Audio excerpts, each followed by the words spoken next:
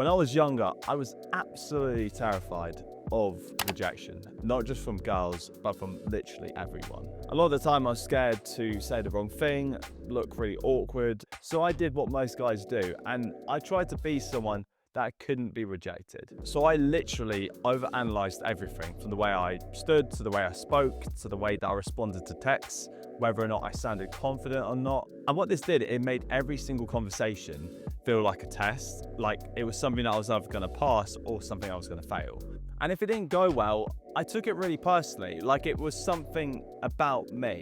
Like I wasn't interesting enough, I wasn't funny enough, like I wasn't that guy. Instead of risking rejection, I was trying to manage perception. Like I wanted to be that guy that everyone got along with, everyone ended up liking. The guy that always knew the right thing to say or do and could always find a way to fit in everywhere. However, if your confidence is dependent on the approval of other people, you're just never gonna be relaxed. You're always just putting on a performance. And at some point I got really tired and I just thought, like, fuck this. I got tired of filtering every thought. I got tired of replaying conversations in my head to think of what I could have improved upon. I just got tired of wanting to be impressive. And I'll tell you this, it gets so exhausting when you're living like you're constantly being judged. And what I'm saying is that this mindset shift, it didn't come from a podcast or a book, but it came from something really simple. I was more afraid of embarrassment than I was excited for opportunity. And that's just not how I wanted to live. And here's what actually changed for me, is that I realized that vulnerability is extremely attractive. And when we hear the word vulnerability, and especially as a man, you think it is just a sign of weakness, like pushing your problems onto someone else. But that's not actually what I mean. Vulnerability to me is not emotional chaos, it's exposure. It's putting yourself in the position to be rejected. It might be telling someone that you like them. It might be having a conversation with a stranger. It might be telling a really inappropriate joke where if it doesn't land, it will just offend a lot of people. But what it comes down to is literally you just going, this is me, take it or leave it. And that itself is a really subtle power because you're no longer trying to control the outcome. You're just showing up as who you are.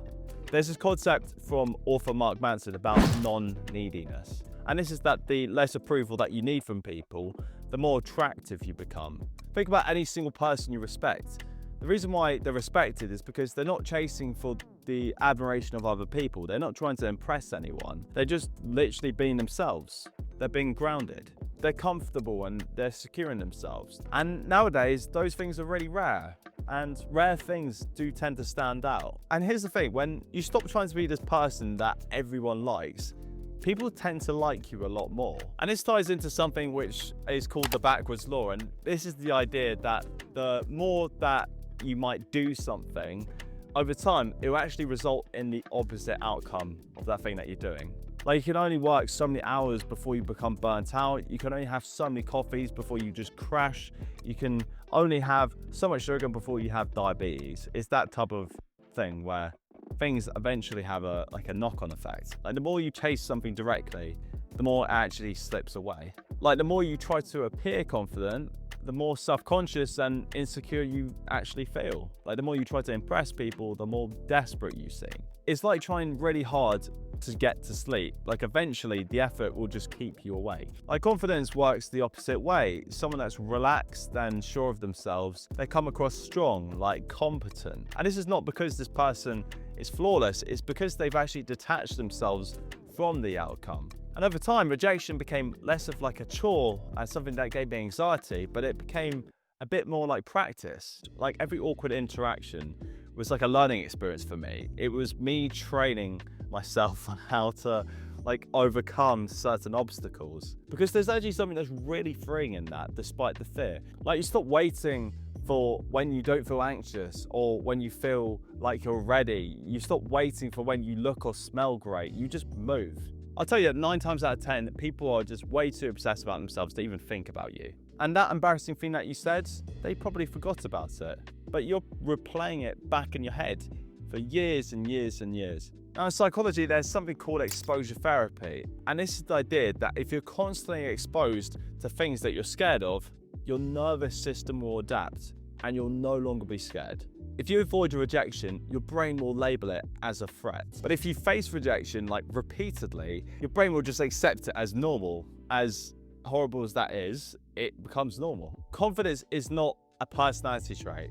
It's just being used to discomfort. But here's the uncomfortable truth, is that the fear of rejection is actually the desire for control. You want to control how people see you, how people react to you. But you can't control any of that. The only thing you can actually control is whether or not you show up. And if you constantly act despite the fear that you're feeling, you'll start to develop self-trust.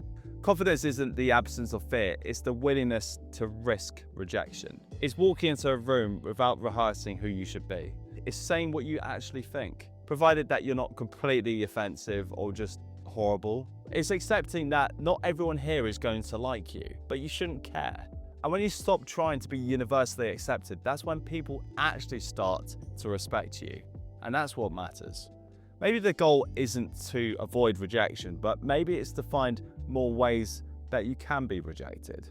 Anyway guys, thank you so much for watching. If you haven't seen my last video, you can click right here. And as always, got tons more content on the way. So let me know what you think, like, comment and subscribe, and I'll be seeing you guys very soon. Take care.